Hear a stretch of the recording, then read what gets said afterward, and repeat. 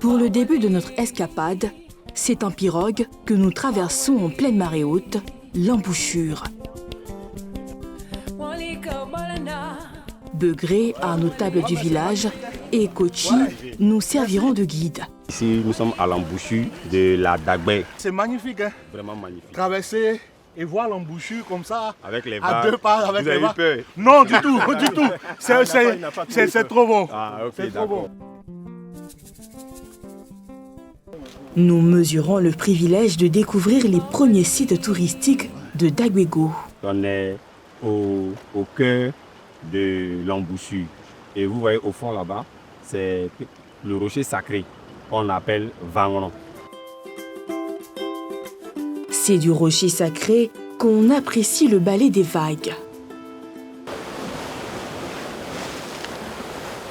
Génial, hein? Nos parents, dans le temps, ils venaient ici pour adorer. Et cette embouchure que vous voyez là, on peut venir à une autre période où l'embouchure n'est pas là. Okay. Ça carrément tarit et les gens peuvent traverser parce que le sable est revenu comme si de rien n'était. On peut marcher à pied sec pour traverser. Pour aller au village. Pour aller carrément au village. Donc c'est le village qui est là comme ça en face. Plus loin, cette plage. Pour la rejoindre, il nous faut contourner ces rochers. Un exercice qui donne à Dagbego tout son charme.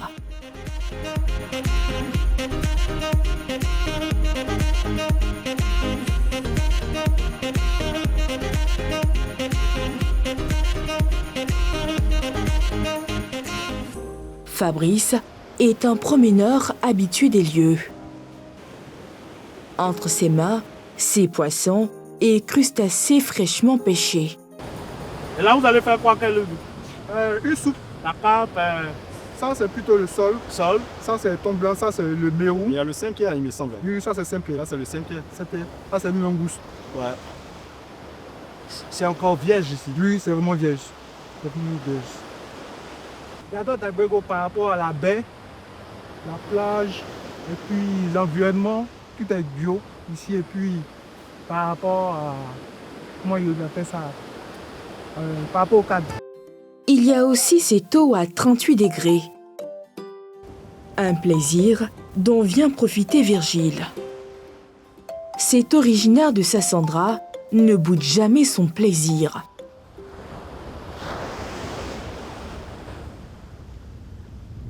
L'eau est comment?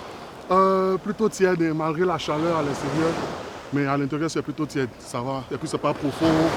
C'est agréable. C'est le moment pour aller dans l'eau, c'est le moment. Il n'y a pas autre moment en tout cas. Je suis un enfant d'ici à cause du travail. On fait les week-ends, je fais un tour ici. Mais à chaque fois que je viens à Sassandra, je passe ici. Chaque fois. Virgile trouve ici le repos, loin de la grisaille et des soucis du quotidien. Ici, c'est vraiment naturel, c'est à l'état brut, à l'état sauvage, quoi.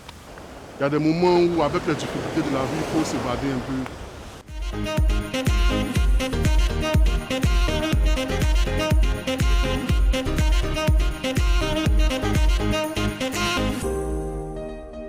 L'authenticité de ce lieu hors du temps a séduit ses campeurs. Une fois par mois, Mustapha et ses copains déploient toute une armada pour se connecter avec la nature. Tu as pris les oignons. Donc le verre, voilà, la canarie, ça c'est pour faire le queue du nou de poulet d'aujourd'hui. Ah d'accord, ok. Nous sommes les amoureux de la nature. On essaye de faire ça chaque mois, une fois. On choisit des spots. Notre spot préféré c'est Dagbego. La nuit on fait du feu, la journée on nage, on fait à manger. Donc on se met en total alignement avec la nature. Au point de ramener un canari pour faire canari, du queue de nou poulet façon... fermier avec toutes les épices, 100% à l'ivoirienne. Cette échappée belle satisfait leur envie de liberté. Donc chacun a sa petite maison, son appartement. Chez vous, c'est où? Moi je suis là-bas. Oh, tout au fond. Tout au fond. C'est agréable, c'est relaxant, c'est beau, c'est simple. Et on a toujours besoin de revenir à la nature pour revenir plus fort au travail, à la vie quotidienne. Et donc pour nous ici, on vient, on se recharge complètement pour attaquer la vie, la routine à nouveau.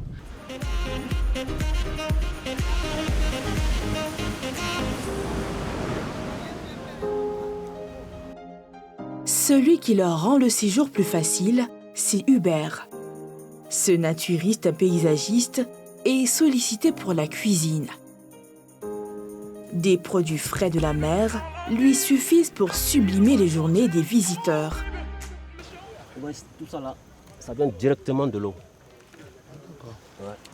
De toute façon, ils sont vivants. Ils viennent directement de l'eau. On les prend comment? Non, il faut les prendre par la patte. Comme ça. Les pattes arrière comme ça, là, les dernières pattes arrière. Attention à ne pas se faire mordre par ces énormes crabes de mer. Non,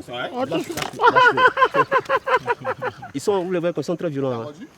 Vous avez des langoustes. Il y en a qui vivent encore. Hein. Les langoustes, normalement, il faut c'est conseillé de les manger quand ils sont vivants. Vous voyez un peu? Je les aime braisés. Je les aime en tout cas très braisés. Ah, moi aussi. Hein. Ouais, moi aussi, je les Moi aussi, prends braisés. Par contre, dans une soupe, c'est très bon. En réalité, cette plage a fait les beaux jours d'un hôtel construit sur ce site, le Best of Africa. Un endroit que connaît parfaitement Hubert. Il y avait les chambres, il y avait le restaurant qui était de l'autre côté, il y avait les parkings, parking 1, parking 2. De cet hôtel, il ne reste plus que ses ruines depuis les pillages de la crise post-électorale de 2010. L'hôtel, même quand il existait, ça faisait qu'il y avait des emplois au village. Et puis à partir de l'hôtel, beaucoup de personnes ont connu Dagbego. Aujourd'hui, c'est devenu vraiment... Ça dit que ça nous marque. Mais on prie toujours Dieu pour qu'un jour l'hôtel revienne.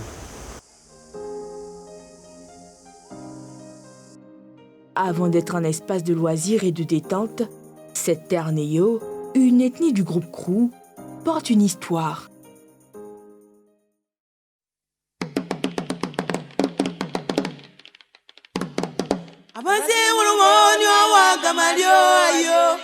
Le lendemain, nous devons présenter nos civilités au chef du village.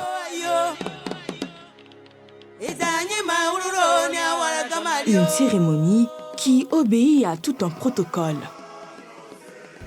Et une fois dans la cour du chef, on doit saluer. Et en pays néo de la salutation, c'est fait avec le nom du doyen d'âge. Donc le doyen d'âge s'appelle Huiré, mais c'est avec son nom de caresse, Adjamé, qu'on salue. Donc pour saluer, on va se mettre en file indienne du plus petit au plus âgé. Ah, d'accord. Et quand on arrive, on prononce le nom du doyen. Adjamé, Atignoin, Ayoé.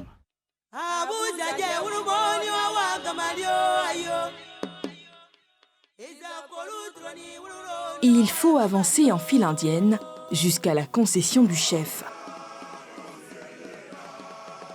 Pour nous recevoir, le chef, l'honorable Dablé Grammarius, s'est entouré de toute sa notabilité. Adjamé, Ayoé, Nyangone. Adjamé Atiwari. Ayoé. Brédé. Brédé. Adjamé Atiwari. Ayoé. Dabidou. Désignés par les grandes familles au Bayo, les deux familles Bléiwo et Doubayo. Le chef s'appuie sur les plus âgés pour conduire le village depuis 2023. Des anciens dont la longévité est attribuée à la qualité de vie à Dagbego. Le plus âgé du village s'appelle Golo Wire Pascal. Il a environ 89 ans. Mais avec ses 89 ans, il va au champ. Il prend même les pagaies pour pagayer, pour aller sur l'eau. Il fait tout cela parce que nous avons la nature ici. Tout est frais, tout est beau. Ça nous donne la force. Nous mangeons tout ce qui est frais. Après lui, nous avons Dougwa Koukouignon Christophe. Voilà. Donc il a à peu près 88 ans. Et lui aussi, il est en forme. Jusqu'à aujourd'hui même, sa femme vient d'accoucher. Ouais. C'est au bord de la lagune d'Agbé que le chef nous raconte la singulière histoire de Dagbego. Pourquoi on nous appelle Dagbego? Le premier blanc qui est arrivé ici, il a croisé quelqu'un en route. Il a demandé à la personne, où tu vas? Il dit, je vais à Dagbego. C'est-à-dire, le village s'appelle, le lac s'appelle Dagbé. Mais il dit, je vais à Dagbego. C'est-à-dire, il a écrit Dagbego. Sinon, en principe, le nom du village même, c'est Yapa. Mais les Blancs ont noté Dagbego. Voilà. Ça donne la fraîcheur. Ça donne la fraîcheur. Ça donne la fraîcheur. Ouais. Aussi surprenant que cela puisse paraître, ces vastes étendues constituent les trésors de guerre remportés de haute lutte. Venus de Fishtown, la cité du poisson au Libéria, ces Néo vont s'installer sur ces terres. Les Bokra ne voulaient même pas qu'on reste ici. Et Dieu nous a donné la stratégie d'appréhender le roi des Bokra qui venait pour adorer le lac sacré qui est à côté. Donc, tout le peuple Bokra est passé. Et lui, maintenant, il était derrière, il venait avec sa femme. Et sa femme avait des bijoux aux pieds. Et quand elle marche, ça fait du bruit. Et lui, le roi, il était dans la Mac. Donc, arrivé dans les rochers ici, ils ont descendu le roi pour pouvoir marcher, pour qu'on traverse les rochers. C'est là, les gens de Dagbego sont venus l'attraper. Quand Dokeke a été saisi, il ne pouvait plus bouger. Et finalement, il a dit à ses notables, tout le monde, ses guerriers, de calmer la situation, car il est en danger. Et c'est à partir de là qu'ils ont signé un pacte. Dokeke a coupé sa peau, sa chair ici, il a bu le sang, et puis Bleu Pétré, qui est même mon arrière, a coupé son corps aussi, et il a bu le sang. C'est à partir de là que nous avons reçu cette grande richesse qui est aujourd'hui Dagbego. Ah voilà, le truc il bouge là. La victoire acquise, Dagbego offre à ses habitants paix et tranquillité dans ce paradis. Une paix que le village célèbre avec chacun de ses visiteurs à travers un rituel immuable. Celui de la noix de coco, un fruit aux multiples vertus. Voilà. En tout cas, c'est très bon. Ça, c'est pour la santé.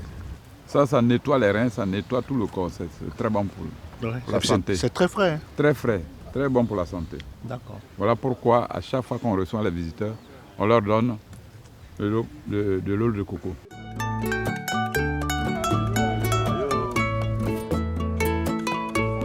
Terre hospitalière, Dagbego accueille une communauté ghanéenne dont l'activité principale est la pêche.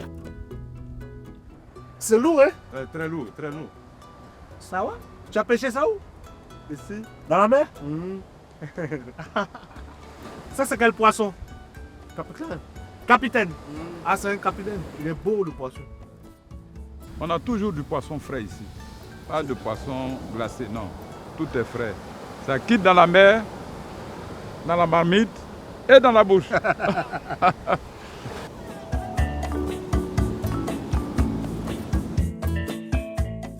Entre les marées, cet îlot de sable offre un paysage singulier. Une chance que mesure le chef du village. Des gens quittent des milliers de kilomètres pour venir ici à cause de ça. Pourquoi nous, on ne peut pas bénéficier de ça? C'est parce que beaucoup d'hommes ne connaissent pas l'utilité de ce qu'on a. En tant que chef, je ne veux même pas que cette forêt soit détruite. Je ne veux même pas que la lagune soit polluée. La notabilité et moi, nous protégeons vraiment cette grande richesse que Dieu nous a donnée. Dans cette immensité, rien ne vient dénaturer le paysage.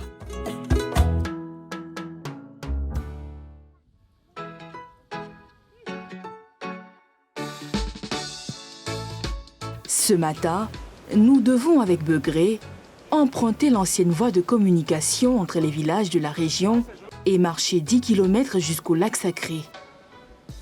Le jeu en vaut la chandelle. Devant nous s'étirent des kilomètres de plage. Après 4 km à pied, sous 40 degrés, la canicule fait son effet. Il nous faut reprendre des forces. Sous cet arbre, ces fruits communément appelés cocomans nous aident à calmer notre faim. Quand tu marches plus de 15 km en bordure de mer, il y a ce genre de fruits-là. Il y a plusieurs autres fruits, mais il y a ce genre de fruits-là que tu trouves, tu dégustes pour te donner un peu de force pour continuer la marche. À quelques mètres, ce monticule de sable signale la présence des tortues de mer. Quand vous voyez ce signe-là sur le sable, ça veut dire qu'hier ou avant-hier, il y a une tortue qui est venue pondre des œufs. Là où exactement? Donc là, actuellement, si on creuse, on va trouver des œufs de tortue. Voilà, donc elle fait plusieurs auspices pour détourner l'attention des gens, pour ne pas qu'on retrouve l'emplacement. Après 5 heures de marche, nous voici face au lac sacré d'Akado.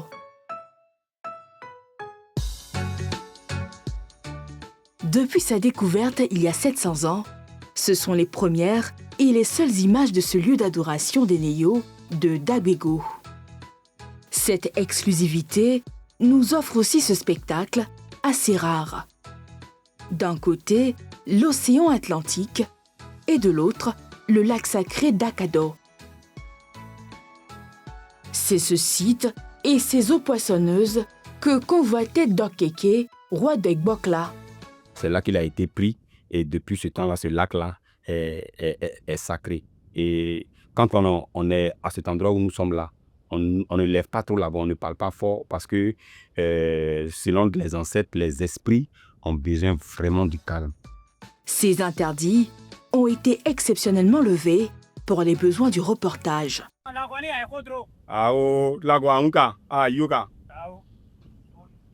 Qui pêche sur ce lac? C'est typiquement les ressortissants de Dagbego, uniquement les ressortissants de Dagbego. C'est un lac sacré qui est réservé uniquement aux gens de Dagbego. Donc, dans les interdits, aucun étranger n'a accès au lac. On ne fume pas, on ne boit pas l'alcool ici, on ne vient pas avec une femme ici. Vous avez vu que tous ceux qui sont là sont des hommes. Ici, les femmes n'ont pas accès. Tombé de cette lagune que nos parents ont marié nos mamans. Parce qu'il y a assez de poissons, il faut tuer le poisson, il faut le commercialiser. Pour aller. Il n'y avait pas l'argent en son temps. Donc c'est cette eau qui nous a permis d'être ce que nous sommes aujourd'hui. Nos parents, c'est sûr ça, ils nous ont scolarisés, ils ont tout fait. Donc vraiment ça nous tient tant à cœur. Sa mangrove est le seul endroit où cohabitent les palétuviers rouges, blancs et gris, les 3 espèces que compte la Côte d'Ivoire. C'est ça les mangroves. Vous voyez, il est toujours dans l'eau et c'est dans l'eau qu'il prend, qu'il pousse. Il y en a sur tout le parcours de cette lagune. Parce que ça nous permet de conserver notre patrimoine en tant que tel. Ouais. Parce que ça là, si c'est détruit, le village n'aura plus sa raison d'être. Donc nous prenons soin de ces mangroves-là. Un équilibre écologique que tente de préserver le village. Niago nous envoie visiter la pépinière de mangroves. Narcisse participe à cette œuvre salutaire pour la communauté depuis 5 ans. On a commencé à planter ça depuis le 15 janvier. Donc jusqu'à aujourd'hui, nous sommes dans la 3e semaine. Et quand ça commence à germer comme ça, ça pousse, ça fait des fleurs. Après ça, 1 mois après, nous partons maintenant les planter. Chaque année, ce sont plus de 1000 pieds de palétuviers que bichonne Kochi Antoinette, la présidente de la mutuelle de Dagbego, avec l'appui de l'ONG Green-Tad Africa. C'est vrai, elle lutte contre le changement climatique, mais elle permet aussi à beaucoup d'espèces aquatiques de pouvoir survivre, de prendre ça comme des habitats, des reptiles, les oiseaux migrateurs aussi qui de temps en temps qui passent là pour faire de ça. Sans la mangrove, les oiseaux migrateurs ne peuvent pas venir. Parce que c'est un puits aussi de carbone, mais en même temps, c'est un habitat de poissons. Qui passe à côté de ces rochers-là. Parce qu'ils ont leur nourriture qui est là. Voilà un pêcheur à l'épervier, qui tient l'épervier. C'est pour ça qu'il est là uniquement. Dans ces eaux translucides, les espèces de poissons sont abondantes, car très peu exploitées. Quand on vient à la pêche comme ça, on n'a pas besoin de remplir la pirogue. Quand tu vois que le poisson que tu as pris il est suffisant pour la maisonnée, tu retournes.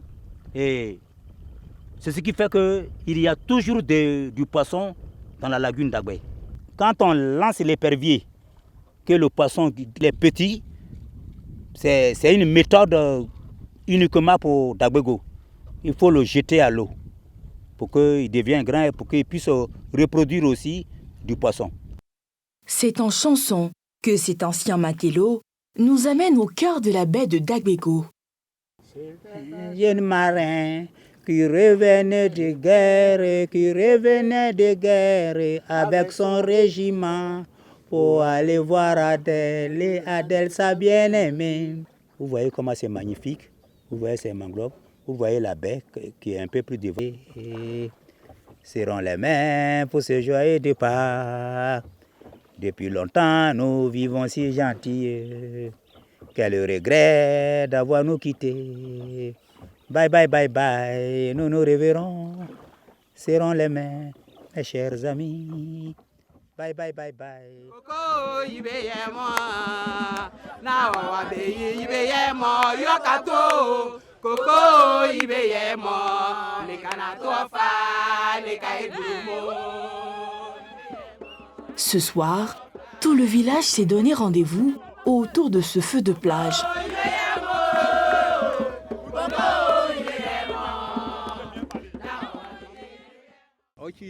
Les anciens rappellent aux plus jeunes la bravoure des ancêtres dans la conquête de leur village, Paradis.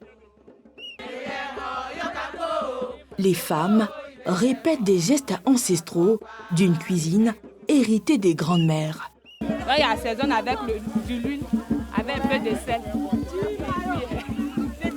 Pour que le goût du sel reste dans le poisson.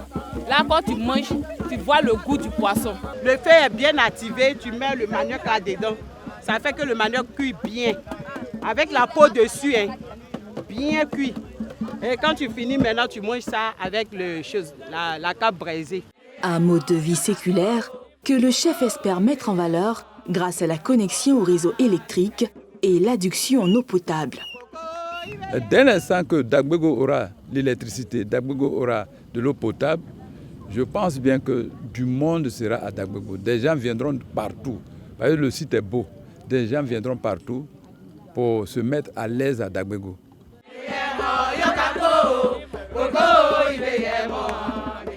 Dagbego reste un paradis secret sur le littoral ivoirien, avec des trésors qui attendent encore d'être découverts.